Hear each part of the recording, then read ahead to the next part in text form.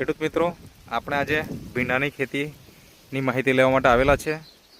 આપણી સાથે ખેડૂત મિત્ર છે. શું નામ છે આપણું? વિપુલભાઈ ચૌધરી. અને ગામ કયું? કાંજણ, તાલુકો વિયાર, જિલ્લો તાપી. ઓકે. તમે ભીંડાની ખેતી કેટલા વર્ષથી કરો છો? 15-20 વર્ષ થઈ ગયા. ઓકે. તો અત્યારે આપણે ત્યાં આ ભીંડા બનાવેલા છે. કઈ જાત? શિવા.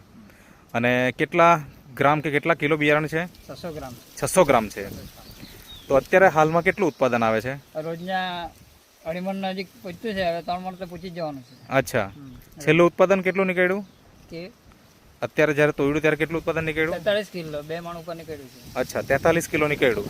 અને કેટલી ઉમ્મીદ છે એમ? કેટલું સુધી જશે દરરોજ? થોડા 5 મણ તો નીકળવાનું છે. અચ્છા, 5 મણ બી થઈ શકે એમ? થઈ જ જાય. બરાબર છે. આ એનો ગ્રોથ જોઈને, એની ફૂટ જોઈને મને ખબર છે, 100% ખબર. 100% ખબર છે.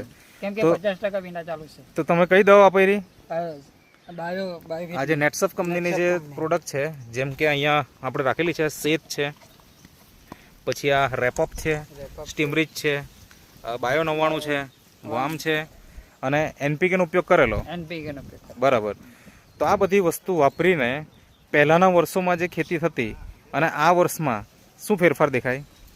આમ જોવા જાય તો આસમાનનો ફેર છે.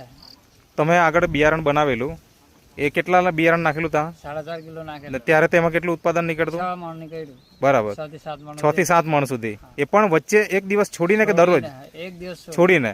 ને અહીંયા આપણને દરરોજના અત્યારે 2.5 મણ તો નીકળતું છે. ફાઇનલ. અને 6 તોડ થઈ ને હજી તો.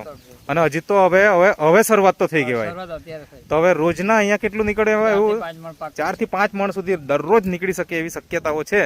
તો ખેડૂત મિત્રો, આ તમે જોઈ શકો છો, આ ખેતર છે એમનું, અને ડેમો માટે એમણે અહીંયા જગ્યા છોડેલી છે.